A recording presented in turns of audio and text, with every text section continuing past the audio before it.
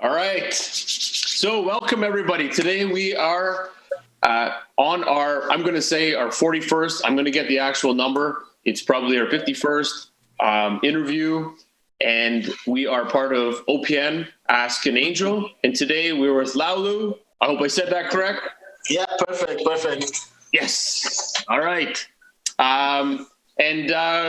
I'm excited to chat. Like we've kind of hit up different spectrums when we get into talking and getting into interviews, but I can say that everybody fits into a different bucket. But one of the places that is kind of, if you will, dear to my heart, which is gaming. I'm a big fan of it.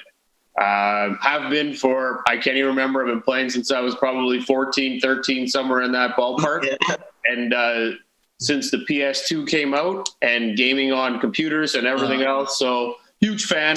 But today I want to start off by, maybe you can start us off by giving us a little bit more background on yourself, where you've come from, what you've been up to, what are you doing now? And we'll dive into it from there. And then give us one thing about you that no one else will know. Okay, all right. One thing about. Okay, so a little bit about my background. So I was born in Boston, but I grew up in Nigeria. I went to high school there. I actually lived in Canada for a little bit as well. I did a little bit of college, like post high school and some college in Canada before transferring to the United States, where I finished my degree in accounting with a minor in business innovation. I also built my first application when I was in college. It was called Starve Belly. It was a food application. So that's kind of like where, I started, with my entrepreneurship edge.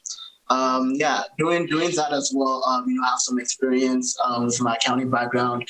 I have some internships with KPMG, the Big Four. I also interned with Goldman Sachs. I worked with them for a little bit as well. So that kind of like led me all the way up to this point, just doing different stuff with like finance and being in the business world. I always knew that I had a passion for entrepreneurship, and also at the same time I had a passion for helping people.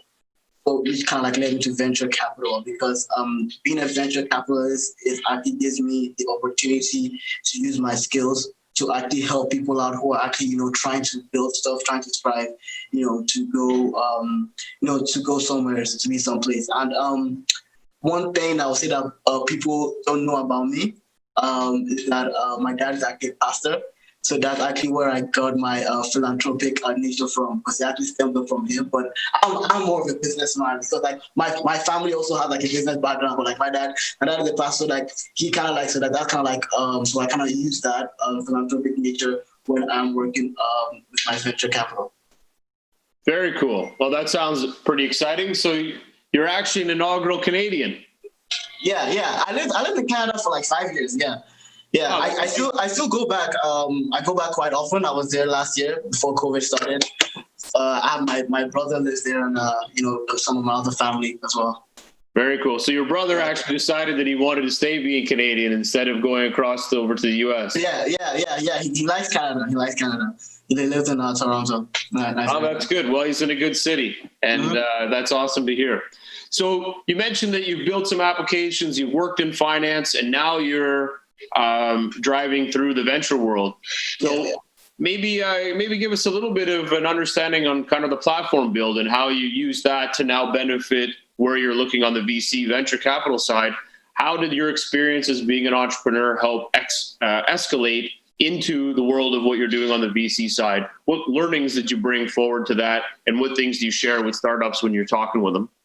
Yeah, so my experience being an entrepreneur, it helped me understand especially how entrepreneurs think and how much pressure entrepreneurs are under when they start a company. Because sometimes it doesn't show on your face, but entrepreneurs are usually under a lot of pressure, and they're usually learning things really quickly, and entrepreneurs like to be right a lot of times. So when they're communicating with a venture capital, I'm a really good venture capitalist to be able to understand how an entrepreneur thinks, and how to actually help him or her with where they're trying to go. So that's one of the edges I'll say, having been an entrepreneur rolling into the venture capital realm. So it kind of give you a good perspective of what an entrepreneur goes through, the time they put into their passion, into their project. Do you find that taking some of what your father being a pastor, do you take some of that experience as well on how to work with big networks, work with a lot of different people? Do you take that type of experience and show kind of startups that what it takes to really get people behind your brand and get people interested in what they're doing with you, with their startup, and with how they got to engage people to build their company? Well, I wouldn't say, but my father being a pastor might not really come to that edge. My father being a pastor will come more about me being a speaker, because I could say, I got some, being able to speak in front of people, being able to relate with people with a more positive edge. But in terms of, getting entrepreneurs, their strategy, their build, and all that, I'll say that came from like a different side of me and a different area. So that really came more from my entrepreneurship background, and really more from my experience working at, different internships, and like having the various competitions I've gone through. I've worked with various groups, I've met many different kinds of people. Also having an international background has helped me out a lot. Because, I schooled in Nigeria, schooled in Canada, schooled in the United States. And when I was, schooling all the different places, I also met a lot of internationals and many different people. I actually went to like international high school as well. So I understand people from different backgrounds. If you're from India, or if you're from, Pakistan, Canada, all these various places. So I'm really good with the social aspects of, getting people together on a team and trying to, understand the different viewpoints and, making something happen. So you found a way to integrate, make some friends, but socially drive, find out what people are all about, and you push that into your business side, which is learning more about somebody else and then figuring out how to solve their problems and build from there. Yeah.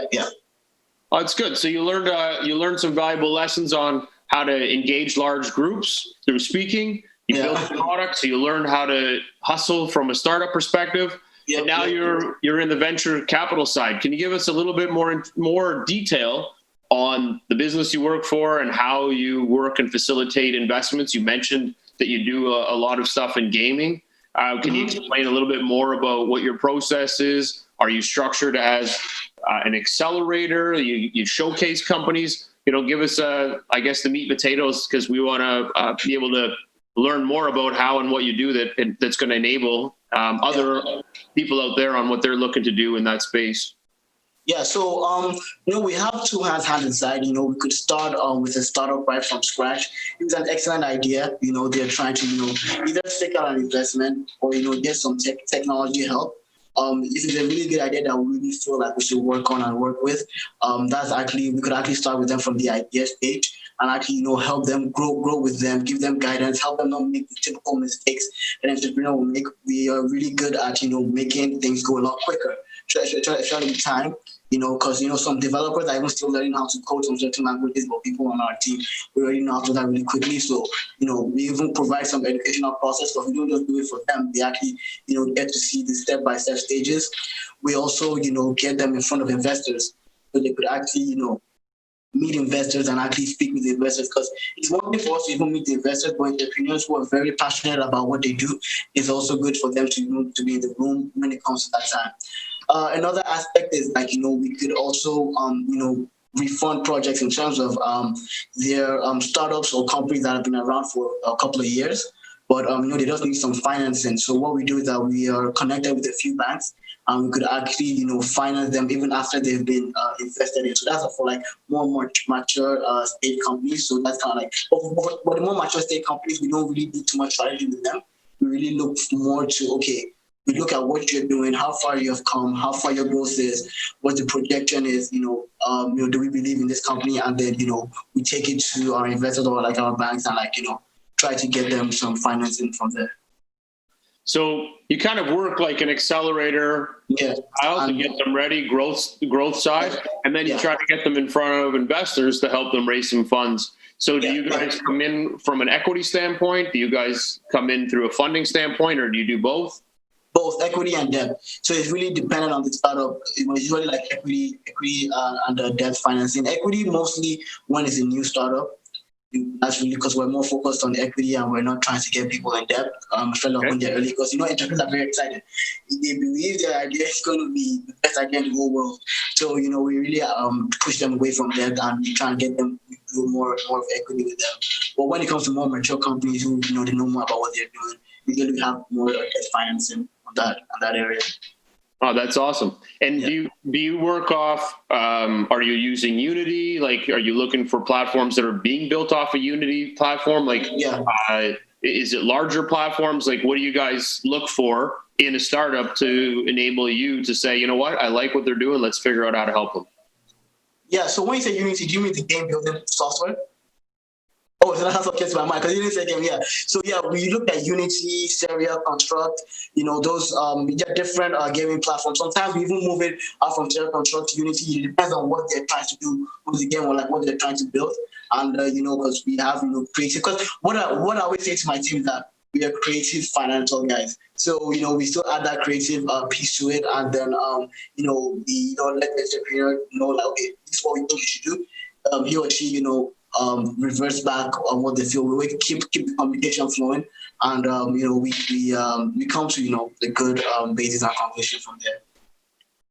So the games, is it just games? And when you do look at them, is there, because I know you can develop on Facebook, you can develop on any platform really to run a game. Some of them will use the back end being a Unity platform or the other popular ones which aren't coming to me yet.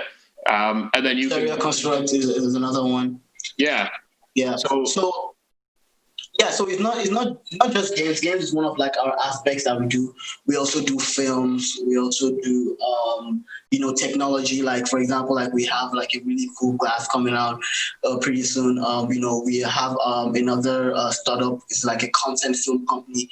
Basically, what they do is that they buy movie scripts from people, and they have the production houses and all that. What they do is that they're already hooked up with Netflix. It's actually called AFCF. That's Africa's first content fund. And what they do is now, they get, the funding, like we help them get the funding as well to, get their films, published and put out there. So that's another aspect we do, films, tech. So you're pretty much more in the multimedia style of. Yeah. Look at it that way. We're still looking for our next social media app, and I mean that is coming soon. I think another social media is coming up. We have Twitter, Instagram, Snapchat, and all that. But you'll find us in that kind of space as well. Fashion as well is something else that you find us doing. Retail kind of company here.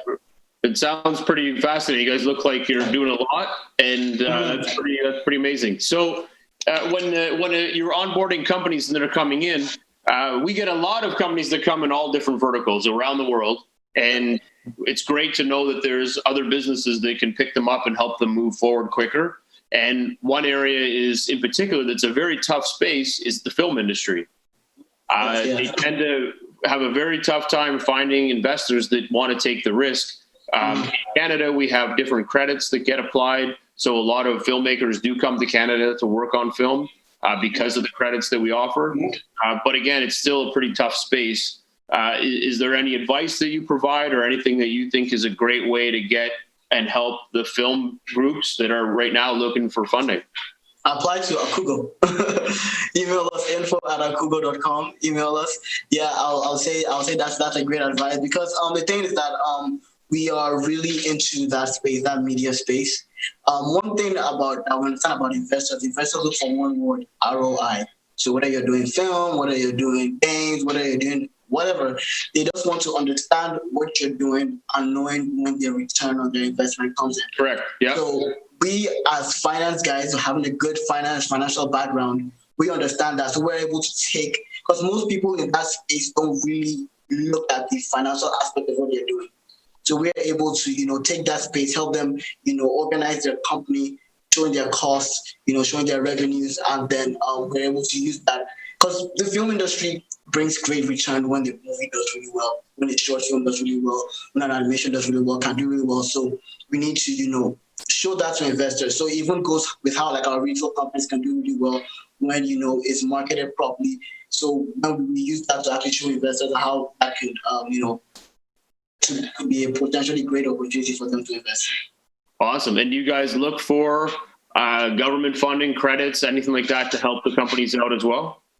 Yeah, when I say government funding, I would say more like banks. I wouldn't say the banks aren't necessarily government funding, but like we look to banks. Government funding. There's also film lending actually from the government that they do that in New York actually, but we have research to see they do that in Canada, but that's also something that we could also look into. Awesome.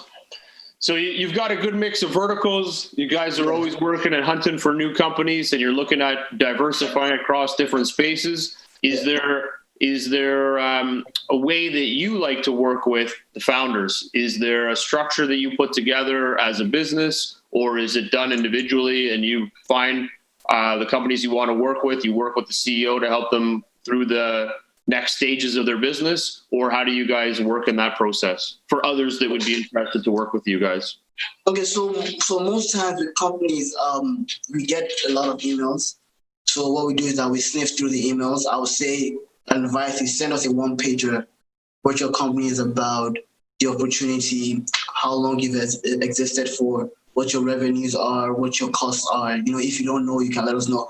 But basically, what stage your company is at. So when we just look at that, and what industry as well. So when we look at that, if we want to extend a conversation, we respond. If we don't respond first time and you really think it's something we have to work on, keep emailing us, why not?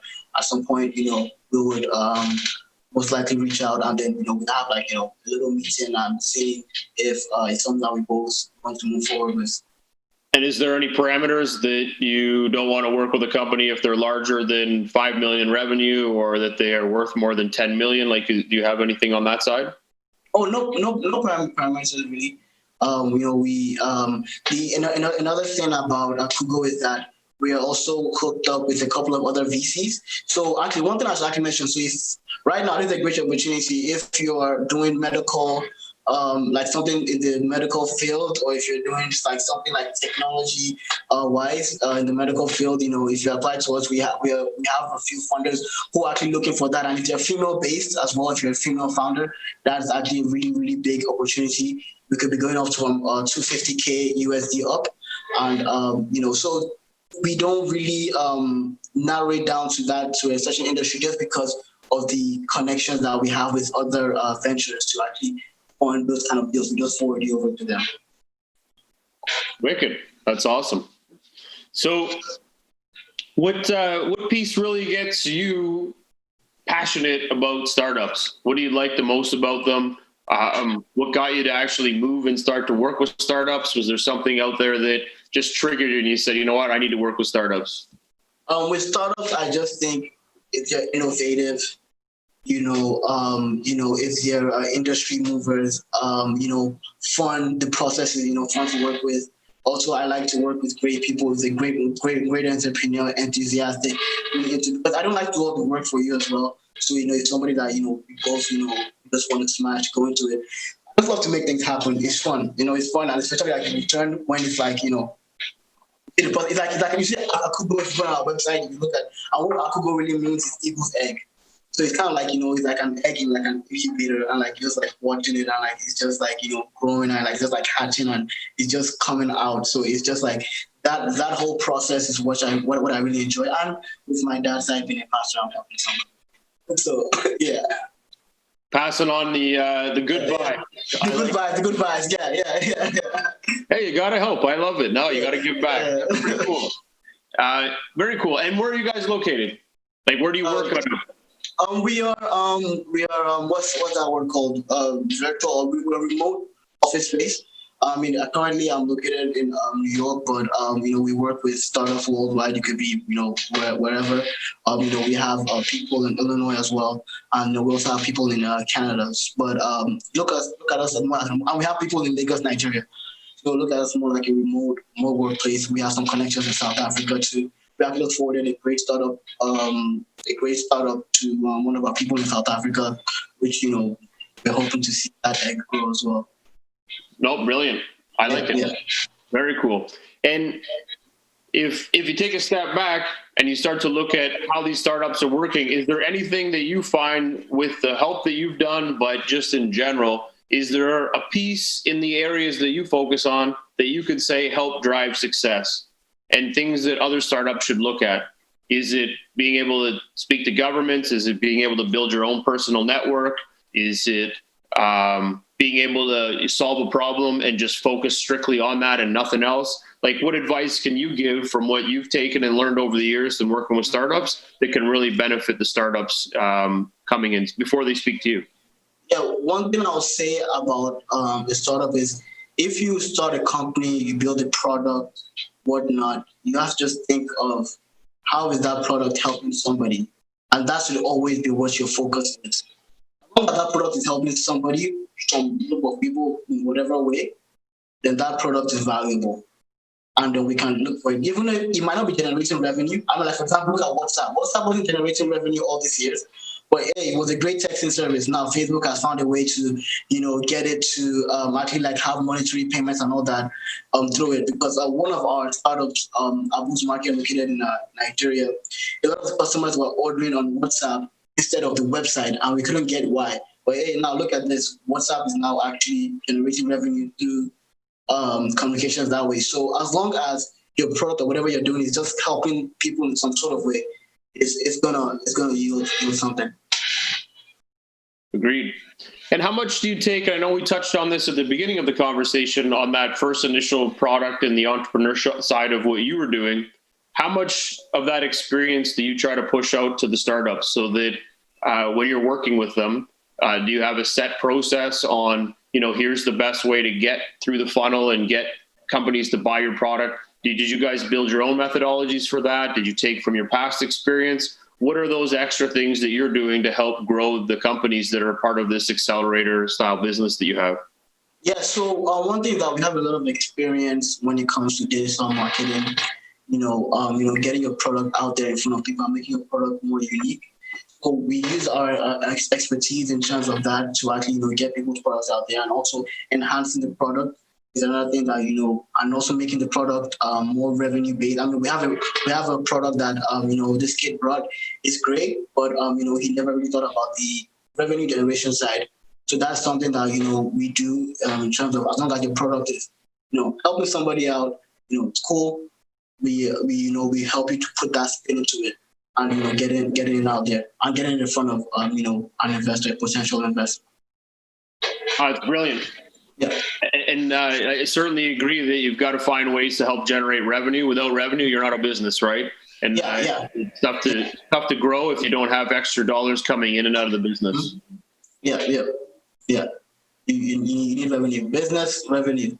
I mean, I won't say just think about that, but that's one of the places where we come in. And taking your accounting background, is there specific things that you look for when you're working with a startup? Do you want to make sure you have? No, that's the most popular one, EBITDA. But yeah, not just that. I mean, like, we help you out with the evaluation, corporate evaluation of your company. Being like a numbers guy, I look at sift through your company's numbers. That also helps me know, okay, how well this company doing in terms of numbers. So like my accounting background really, it kicks in when it comes to that. Also understanding the tax laws in, different regions where you operate, what you need to be registered under, things like that, etc. That makes a big difference. Yeah. And I'd say that in the companies that we work with, 99% of people don't understand finances the way they should. No, they don't. Yes. Partners like yourselves that kind of jump in and help out with that. Yeah. So when you guys are working with the startup and you're lining up how this is going to benefit them and why they should work with you, do you guys do your time for equity? Do you do the investment at the same time? How do you structure that process to get that startup in the portfolio companies that you're working with them and helping them grow? So, we really use our time for equity. To starting out with, because before we get you in front of an investor, we already believe in your company and what you're doing, so we're already working with you in some way.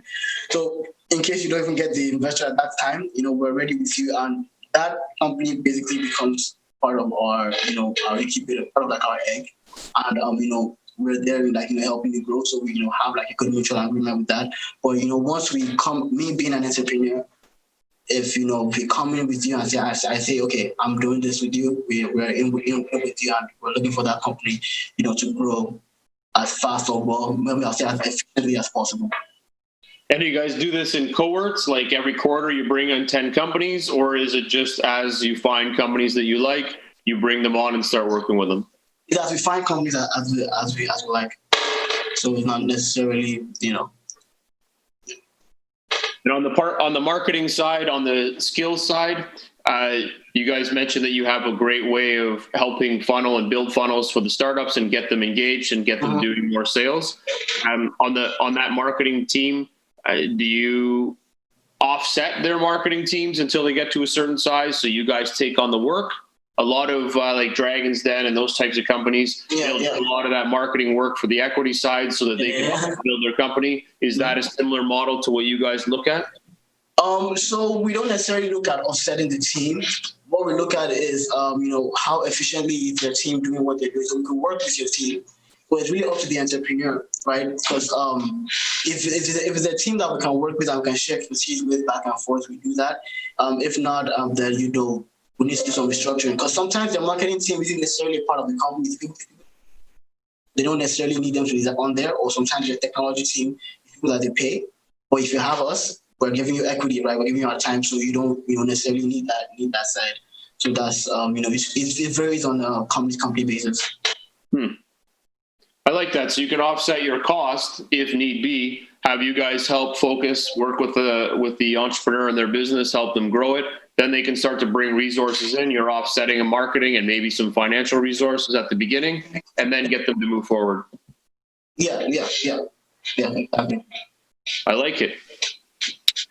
Is there a specific area that in the marketing or the finance side that you guys really focus on or really like to drive home, like subject matter experts? You guys are all about social, you understand it in and out, or is it more in retail? Like, is there something that you guys really get behind and really support?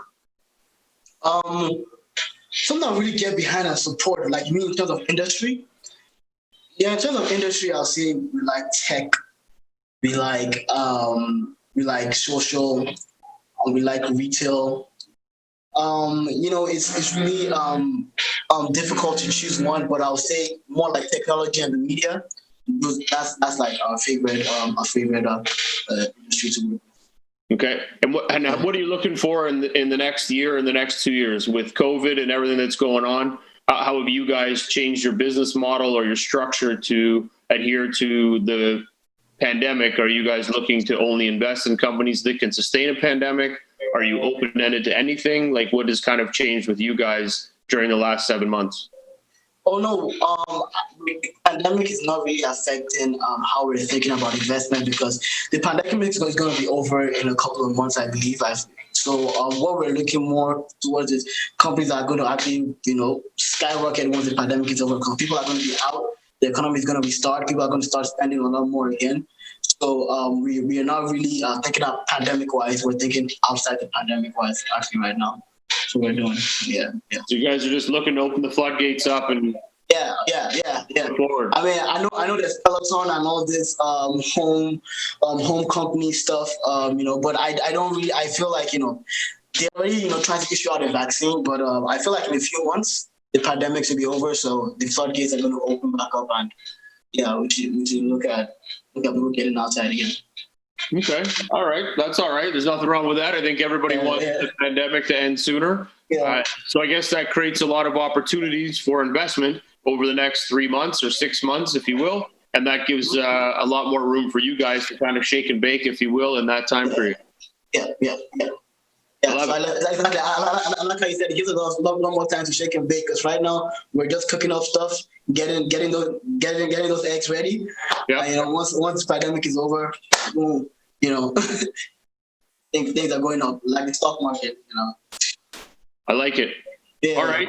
Well, why don't we jump right into? We got a few more questions I'm going to ask, but why don't we jump into the rapid fire questions, and then we'll jump into the last few questions. Okay. So far, it's been great to kind of learn more about what you're doing and your business is focusing on, and how you guys are going after startups. But this will kind of round it all up on some numbers and more details to get everybody a little bit more excited to kind of want to reach out, right?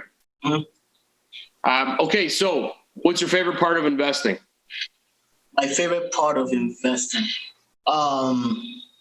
ROI? Yeah. All right. ROI is good. Everybody likes a good ROI. Yeah. How many companies do you invest in per year? Seeing as the first year, I would say about 10 to 15. Okay, well, that's a good number. I'd say on average, angels do about 5 companies a year, two to 5. So you guys are way above the average. Huge. I love it. All right. Any verticals that you like to focus on? And you can repeat the ones we've already talked about, but any focused verticals. When you say focus vertical, so what do you mean? Like you mentioned, gaming, social. What are the areas verticals that you guys really focus on? Media companies, gaming companies, film companies. That's like our technology companies. That's like our main verticals right now. Okay. Do you have any due diligence requirements that you look into before you make an investment? Like, it could be anything from they need full financials, full legal documents. Is there something that you guys look for to make sure that any company you invest in must have in order for you guys to have a discussion with them? Okay, that depends on the stage of the company. If your company is a 3-year-old company, we look for financials, we look for legal documents. We may or may not have projections, but we prefer that. If your company is an idea, we don't look for all that. What we're just looking for is your idea. Your company is a product, we like to see the product, test the product out, the prototype. So those are like, depends on the stage of your company. Okay. Do you guys lead rounds? Yeah. We lead rounds, yeah. Okay. Do you have any preferred terms that you like to invest on? Pref shares, common shares, safes? Oh, I mean, we just do strictly equity. So it's not like we're getting like preferred shares or common shares. We're just getting a stake in the company. So okay. It's not like stock market kind of like invest. Okay, so it sounds like you look at preferred shares then as being the best way to go on any companies that you're doing? Yeah, you can call it that, yeah. Okay. All right. Do you take board seats? Not yet, but I mean, maybe potentially in the future we could. Opportunities are there. I like it. Yeah. Outside of money, what other ways, and you mentioned this, you do it through helping them with marketing and maybe accounting. What other ways do you help startups with their companies outside of technology as well? Okay. Yeah. Also getting them in front of the right people, getting them to the right, the right shows, the right meetings, the right networking opportunity. Perfect. I like it.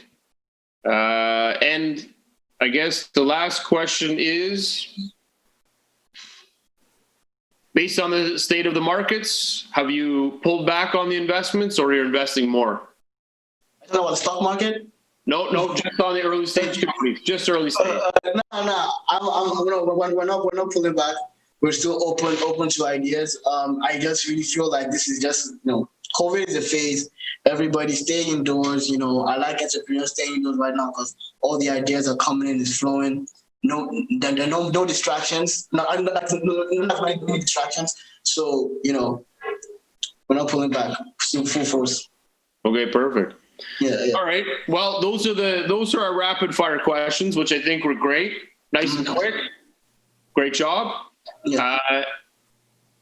So I like to ask one question, which is more geared around the experience you've had with a startup, and I'm looking for that. It doesn't have to be names, but just that startup that you maybe you thought these guys weren't going to make it anywhere. They had no chance in hell, and they were falling apart, and then boom, all of a sudden, hockey stick growth, or they were able to make it happen. Do you have any heartfelt, warm stories that you want to share of an experience you had with a company you were working with, or one that you want to share? So like a company that we're working with that we didn't think was going to do good and like they ended up doing really well? Yeah, just something like that. Or they started off very slow and then maybe COVID caused them to take off, anything like that. I wouldn't say necessarily we don't have that experience just yet, but maybe something that we have an experience with was financing a trucking company. during COVID because it was, very difficult to try to get like the SDAs and all that, this kind of time. But that company was actually able to generate about 3,500 a week after we got them some financing, which the banks didn't necessarily expect. So I think that was something that is a great story to tell. It's a great communication with the founder, and we're looking to finance him again potentially sometime next year. Very cool. And only because it cut out right at that second that you were saying 35 and it didn't cut out. What was the outtake that it did? You were able to help the company with financing, and what was the amount?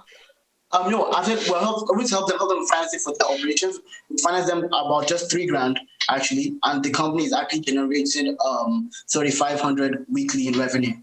Oh, very good. Yeah. So a good little bump, and it helped them move forward. It's way above what we actually financed them, which was a pretty good surprise. I mean, we should have actually financed them way more than that, seeing as they beat what everybody expected. All right, good. They blew the numbers out of the water. Yeah. Very cool. I like it. Okay, so my next question, crystal ball. What does the next 12 months look like for you guys, and 36 months? Where do you see yourselves now and in 36 months? Okay, so where we see ourselves in 12 months, we see ourselves, a few of our startups, we expect it to have launched. A few of them, like the Hobo Glass, we expect that to, be ready. We expect, the retail company, the fashion company that we have. I'm actually looking at the list right now, expecting that to have, launched and, be doing a lot better. In the next 36 months, we expect to have gained some more LPs in our company. We expect, the film company, AFCF. Now, that's actually something I didn't touch on. AFCF has actually been slowed down a lot because of COVID. So, being that people kind of go around shooting films and doing all that kind of stuff. But we expect that company the next 36 months to be really doing really well, because the company had actually already secured $2 million in funding, but which is not being used yet. So once this COVID era is over, we expect that company to really skyrocket and do really well. Awesome. I like that. All right. We have 3 more questions. All right. I'm ready. Okay. First one. This is my one of the companies we've been working with. A big fan. I've been listening to their podcast, and they've turned me over on this being more personable side. So I want to learn a bit more about personally on your side. So 3 questions. First one is, what's your favorite sports team? My favorite sports team. So you're not going to even categorize in like basketball, soccer, football? Whatever you think. Whatever is your favorite sports team of all time. I know you're an Arsenal fan, so I'm going to say... No, Liverpool. What? Liverpool? No. Wait. Yeah, you know what? I would actually, since you brought that up, my favorite sports team is Liverpool. I'm gonna say Liverpool. The reason why I'm saying Liverpool is because when it comes to basketball, I'm more of a player fan. But when it comes to soccer, I'm more of team fan. I'll say Liverpool. All right. Liverpool's okay. I like them. Liverpool's a couple weeks ago, but that's okay. Yeah, it's a great team, great history. We keep coming back, doing really well. And they're in first place, so they're doing okay. Yeah. I'll give Liverpool some some pumps. They're doing okay. They're all right. Yeah. I'm more of an Arsenal fan. But that's not have it. Yeah, I'll let you have that one. My cousin and Arsenal fan. I sent him a text. When we do with Arsenal. So. Yeah, you guys did beat us not too bad the other day, or it was a couple weeks ago. So yeah. It's okay. I'm okay with it right now. Next game, I think we had you guys on the line too. I think it was, if I remember, it was a 3-2 victory, and but we were ahead. We almost had you, but anyhow, all right. Liverpool, that team has so much spirit. You see, that's one thing I like about it. You can never count them out. You never count us out like when we're playing. Always come back, it's just the great thing to watch. Oh, totally agree with that. Totally agree. Yeah. All right, second question. What's your favorite movie? Wow. I actually love movies, being into the film. So my favorite movie, I would probably say Pirates of the Caribbean. All right. And Yeah, what would be who would be the character that you would be playing? Jack Sparrow, come on, Jack Sparrow. Jack Sparrow. Yeah, you made that movie, yeah. All right. I like that. That's good. I haven't seen any of those movies in a while. I'm going to have to think back on it. But Jack Sparrow was a pretty funny guy. He knew what he was doing. So. Yeah, he knew what he was doing. Yeah. Captain Jack Sparrow. Remember that? Captain Jack Sparrow. Yeah. I like it. Good choice. Yeah. All right, cool. Well, that kind of ends those questions, and the personal side makes it a little bit more fun. Really enjoyed the conversation. Got to learn a lot more about what you guys are up to and what you're doing. I love the fact that you're in the film and gaming space. All those other spaces are great too, but I'm focused on those two because those two have the least amount of love in the market. They don't get a lot of attention. They're long-term builds, so it's exciting to know that those are the things that you guys are focused on. And I think that you guys are doing good things and helping these companies. So, and being that you guys invest and work with a lot of companies each year, that's huge. So, do you have any companies that you want to share? You're more than welcome to now. But I think that the way we love to end the show, if you will, is we want to give you the last word. So if there's anything that you want to share to a startup or to investors on advice on moving forward or how to go after the market or dominate and win the game, whatever it is, I leave you the floor to share that. But again, I appreciate your time, your candidness, and sharing the information. I've got some actually when we have movie guys come in and looking for funding, I'm going to send them over to you because send them straight to me. Yeah. Gaming we did a couple years ago, not so much lately, but film's a big one. I actually have a script I want to send you from something we built a long time ago. Okay. Your feedback on it. All right. Script. Well, it's kind of a partial script, but all right, cool. Yeah, definitely. Something to dig your teeth in, I guess. All right. But outside that, man, I want to give you the last word. So anything you want to share to the community, the floor is yours. Great interview. So just to, have the opportunity to speak with you. Thanks for taking the time out. What I'll say is download our latest game. It's called Afro Fighters. It's a great game. It's on Play Store, Apple Store. It's a demo that just came out. I'll say download that. What else do I want to share? If you're looking to, secure investments, in whatever industry you're working on, just email us info@akugo.com. You can also check us out on akugo.com. We're always willing to speak with you. And also for investors who are looking to invest into the stock market, our team, we also, we work with, investing in stocks in different industries. We have great returns. We'll talk about that, a little bit more. Just email us. Yeah. Awesome. All right, man. Well, that's good props. Again, I thank you very much for your time. Learned a lot. Big fan. And you guys keep doing the great work you are. And then outside that, I'm going to send a couple emails your way because I think there's awesome. Share there. Yeah, awesome, great. I'm looking forward to work on them, work with you. Yeah. Awesome. Well, thanks everybody for joining us. Things happen, yeah. And thank you, Laolu, for being part of our show today. Awesome, great. Thanks for your time. Have a good one. Great day ahead. Great day. Awesome. Well, that was the first day with the new camera. I think that we had a great conversation with Laolu.